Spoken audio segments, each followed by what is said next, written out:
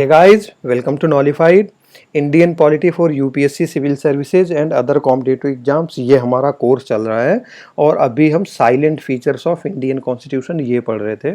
Features of Indian constitution and constitution at a glance ये हमारा complete हो चुका है। आज हम देखते हैं कि सोर्सेज ऑफ इंडियन कॉन्स्टिट्यूशन कौन कौन से हैं, कौन से सोर्सेज से कौन से कॉन्सेप्ट को, कौन से आइडिया को इंडियन कॉन्स्टिट्यूशन में अडॉप्ट किया गया है। तो बहुत ही इंपॉर्टेंट चैप्टर है, बहुत ही इंपॉर्टेंट टॉपिक है।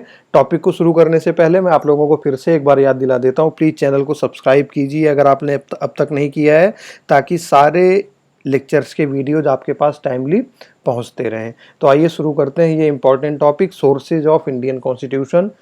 एग्जाम्स में काफ़ी पूछा जाता है, तो पूरा वीडियो ढंग से देखिएगा, चाहे तो अपने नोट्स भी इसी वीडियो से बना सकते हैं। तो सबसे पहला सोर्स है constitution of United states. America के कॉन्स्टिट्यूशन से क्या क्या चीज़ लिया गया है। सबसे पहले है प्रीएम्बल, आइडिया ऑफ प्रीएम्बल कि संविधान के पहले उसकी एक प्रस्तावना होनी चाहिए। ये आइडिया अमेरिका से लिया गया है। वहाँ के प्रस्तावना को यहाँ का प्रस्तावना नहीं बना दिया गया कि हूबहू नकल करके उतार लें, लेकिन एक आइडिया होता है कि कॉन्स्टिट्यूशन के पहले उसकी एक प्रस्तावना बनाई जाए, एक प्रीएम्बल बनाया जाए। इस आइडिया को लिया गया कि हम भी अपने संविधान के पहले उसकी एक प्रस्तावना बनाएंगे, जिसमें हम बेसिक प्रिंसिपल्स लिखेंगे कि कौन कौन से प्रिंसिपल्स के आधार पर हमने अपने संविधान को बनाया है। तो idea of constitution, idea of preamble कहाँ के कॉन्स्टिट्यूशन से लिया गया है? अमेरिका के कॉन्स्टिट्यूशन से। फंडामेंटल राइट्स का कॉन्सेप्ट भी अमेरिकन है, लोगों के पास उनके फंडामेंटल राइट्स, मौलिक अधिकार होने चाहिए, ये चीज़ भी यूएसए से ली गई है। इलेक्टोरल कॉलेज, इलेक्टोरल कॉलेज मतलब कि ग्रुप ऑफ पीपल जो कि किसी स्पेसिफिक चुनाव में वोट डाल सकते हैं। जैसे राष्ट्रपति के चुनाव के लिए अलग लोग होते हैं, उनका ग्रुप होता है। वो जब हम राष्ट्रपति का चुनाव पढ़ेंगे तब देखेंगे कि कौन कौन से लोग राष्ट्रपति के चुनाव में वोट डाल सकते हैं। हम लोग डायरेक्टली राष्ट्रपति के चुनाव में वोट नहीं डालते हैं, तो राष्ट्रपति के चुनाव का अपना एक अलग इलेक्टोरल कॉलेज होता है। इसी तरीके से राज्यसभा के जो मेंबर्स होते हैं उनका अपना एक अलग इलेक्टोरल कॉलेज होता है। तो एक चुनाव के लिए जो लोग वोट डाल सकते हैं उनके ग्रुप को इलेक्टोरल कॉलेज कहते हैं। तो ये इलेक्टोरल कॉलेज का कॉन्सेप्ट भी अमेरिका के कॉन्स्टिट्यूशन से लिया गया है।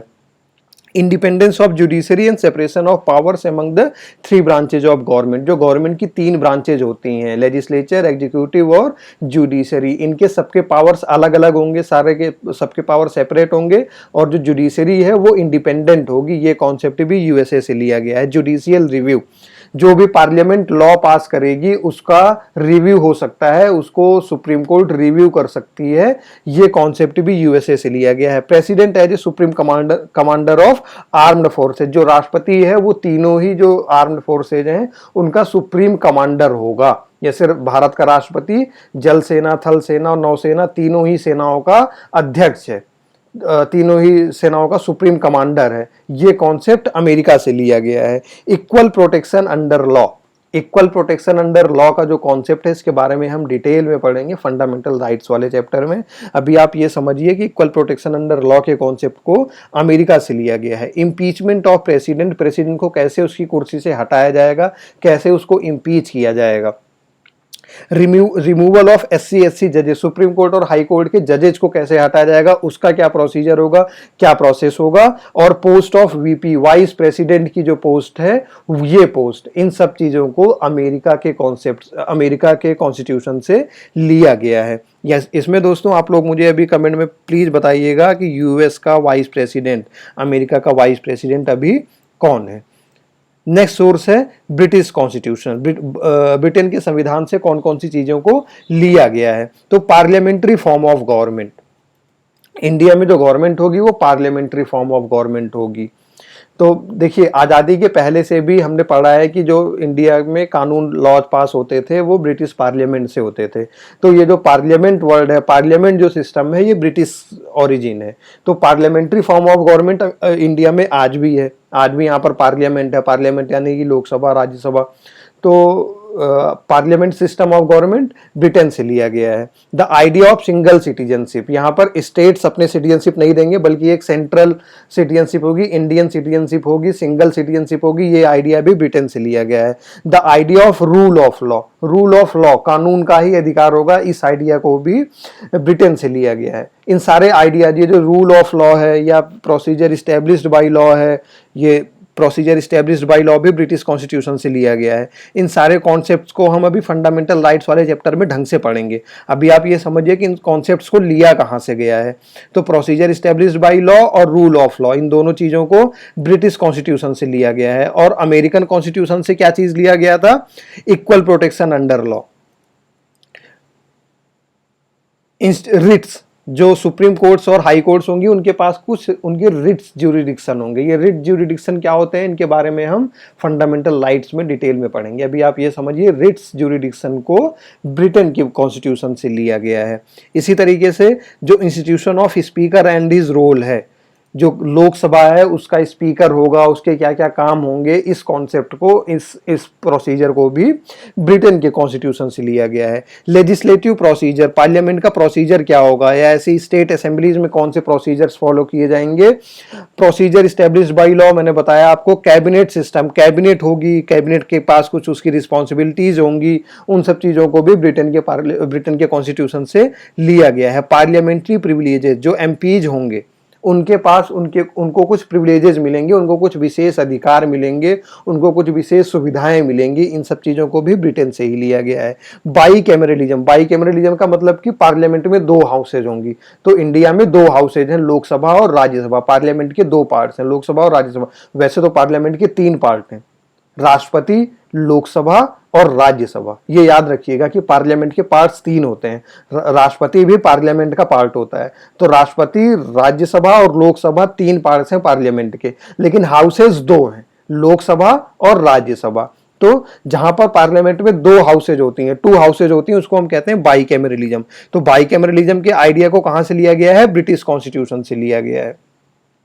ऐसी नेक्स्ट कॉन्स्टिट्यूशन है कैनेडियन कॉन्स्टिट्यूशन।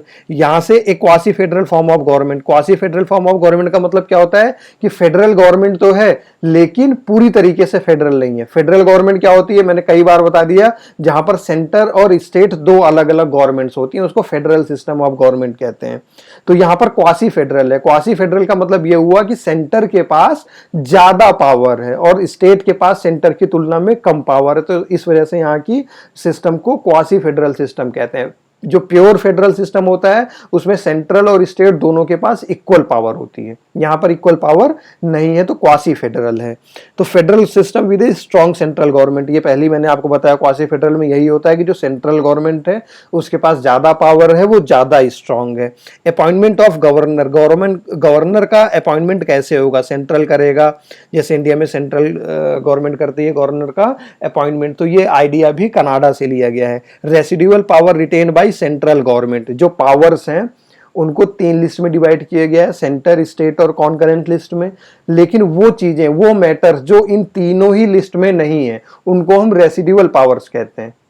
तो वो जो रेसिडुअल पावर्स है वो हमेशा सेंटर के पास रहेगी, यानी कि जो मैटर्स इन तीनों लिस्ट में इंक्लूडेड नहीं है उन मैटर्स के ऊपर गवर्न करने का अधिकार या लॉ बनाने का अधिकार सेंट्रल गवर्नमेंट के पास होगा। ये कॉन्सेप्ट कनाडा से लिया गया है। Advisory jurisdiction of SC, supreme court के पास अपनी एक एडवाइजरी जुरिडिक्शन होती है जिसमें वो गवर्नमेंट को ये कुछ सलाहें देती है किसी भी कानून के बारे में। तो ये जो एडवाइजरी जुरिडिक्शन है ये सुप्रीम कोर्ट का, इसका कॉन्सेप्ट भी कनाडा से लिया गया है। एडवाइजरी जुरिडिक्शन ऑफ एससी, इसके बारे में हम डिटेल में तब पढ़ेंगे जब हम सुप्रीम कोर्ट के बारे में पढ़ेंगे। Distribution of power between centre and state, ये भी कनाडा से लिया गया है। आयरिश कॉन्स्टिट्यूशन से क्या चीज ली गई है? Directive principle of state policy, DPSP.